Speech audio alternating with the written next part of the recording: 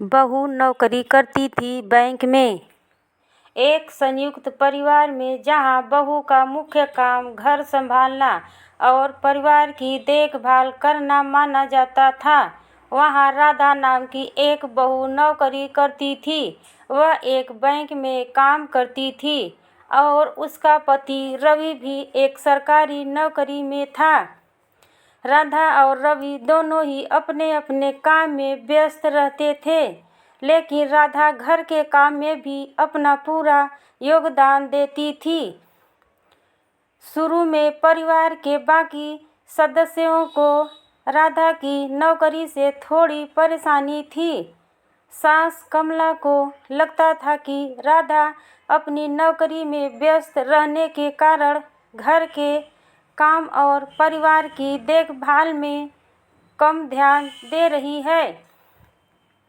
वह अक्सर राधा से कहती थी कि उसे अपनी नौकरी छोड़ देनी चाहिए और घर पर ही रहना चाहिए, लेकिन रवि हमेशा राधा के साथ खड़ा रहता था।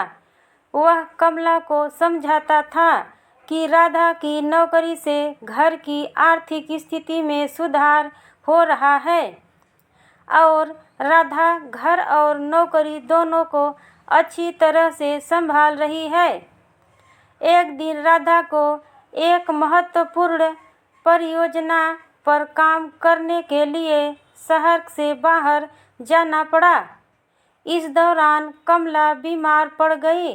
राधा ने तुरंत वापस आने की कोशिश की, लेकिन उसे बताया गया कि वह अगले दिन ही आ जाएगी।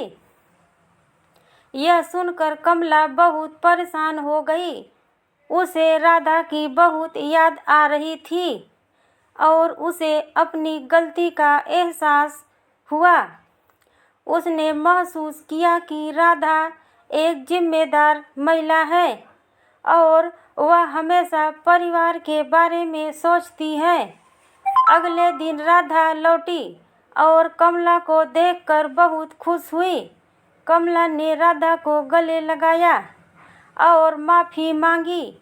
उसने कहा कि वह अब राधा की नौकरी का सम्मान करती है और उसे कभी भी अपनी नौकरी छोड़ने के लिए नहीं कहेगी। इस घटना के बाद परिवार में सब कुछ बदल गया।